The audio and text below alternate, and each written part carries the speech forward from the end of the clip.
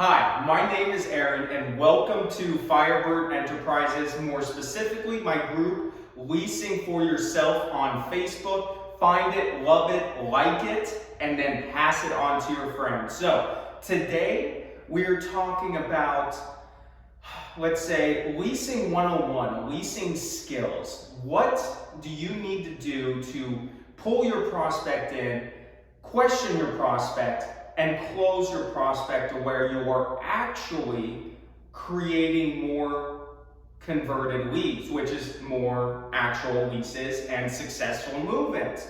That's the whole purpose of what we do. So there are a few secrets that I want to lay down for you guys today, because guess what? A lot of people don't seem to know it, understand it. They just, when it comes to leasing, when it comes to sales, a lot of times people just go out on a whim. Sometimes people buy, sometimes people do not buy, but sales itself, it's organic. There is a strategy to it. And if you can learn how to understand that strategy and apply it to all of your interactions, you're going to become the best of the best when it comes to salespeople in the sales world. A great salesman is not good at selling products, but in reality, a great salesman is a phenomenal relationship builder. If you can build a relationship, build a connection, build value, then guess what?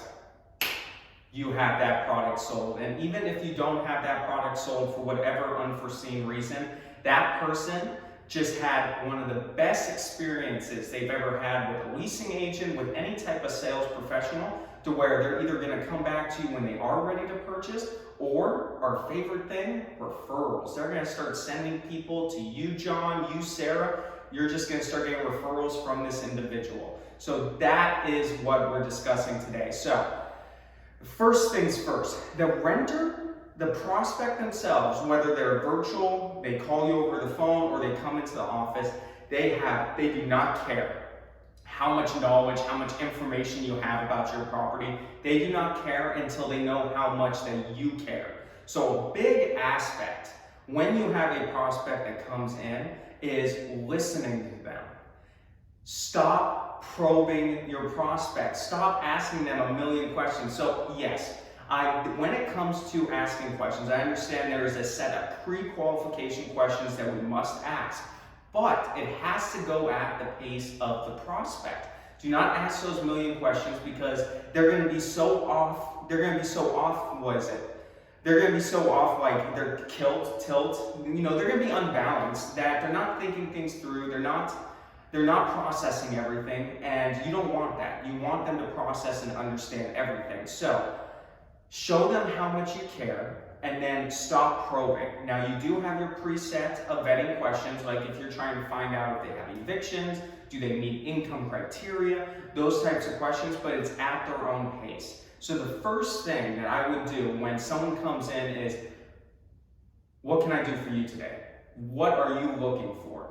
Figure out what their situation is. They may not qualify, but you're building this connection with them, and with that connection comes added benefits down the road. So stop probing them, ask them questions, and have a conversation with them. Show them that you care about the situation in which they are experiencing.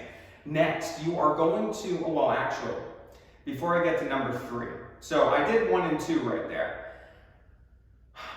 Once you have a prospect and they're sitting down in front of you and you've finished all of your questions, the next big thing that you're going to want to do is you want to recap. You don't want to go out on tour yet. So if they've discussed with you, they just moved here from out of state, they just received a new job, this is the situation going on with their family, at the very end of it, repeat what they said. Recap it.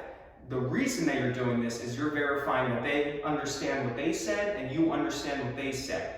Now, if there's any type of miscommunication, at that point in time, you can actually clarify it, fix it, so then you can go out and tour that unit in a better fashion, or pick a different unit to tour because you can recap on the initial conversation that you guys had.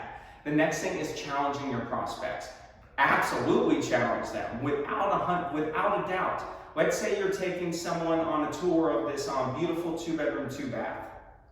Moment that they walk in there they start freaking out because, you know, the walk-in closet, which is a coat closet, is just way too small. At this point, the way that I would handle this is I would stop for a second and say, hey, what do you need in your apartment to call home? What is the most important factor of this apartment that you need to be happy?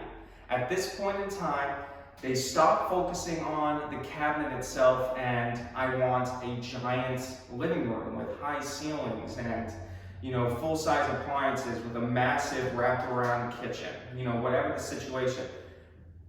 Get them off of the small closet and focus them on what that apartment, what that home actually offers. That's why you need to challenge your prospects. And then the next thing, number 4, standardize your greeting. So everyone in your office should be saying the same thing. Now, I do have my own personal preferences. When someone calls in to a community and say, hey, thank you for calling Sonoran Flats. My name is Aaron. What can I do for you today? I don't like that. I don't like that at all. I don't like saying thank you to them. I want them to say thank you to me for answering the phone. So my standardized greeting, which I got other leasing agents to do as well, so we were universal, is when someone would call, hi, Aaron speaking, what can I do for you today? Boom. So now they're thanking me for picking up the call, which is going to lead to a smoother, more efficient sales experience over the phone, because at that point you want to get them into the office. Next, what is a complaint and what is an objection? When it comes to signing leases, when it comes to touring apartments, you need to be able to differentiate the difference between a complaint and an objection. Because guess what? When it comes to moving, it's scary. It changes their lives. It makes them unbalanced. There's a lot of variables and a lot of factors. So you need to be able to learn to understand an objection and a complaint and how to handle those two balls, okay? And then finally, how do you close? When do you close? One of the biggest things that I find and I see when it comes to other sales associates, other leasing agents, they're too scared to ask to close. They want the prospect to ask them to close the deal for them. And you never want to put your client in that kind of position. After you have gone through all of those steps, you have checked every box off on their list, you've shown them this great property, you've shown them this great new home that fits their needs because you know their needs, you know their values, you know their situation. You have tailored your entire tour and responses to their questions to those values. What do you do next? Let's pull the trigger. Let's lock this down. You need to, and this is over the phone, this is virtually, whether you're talking to someone via webcam or you have them in front of you.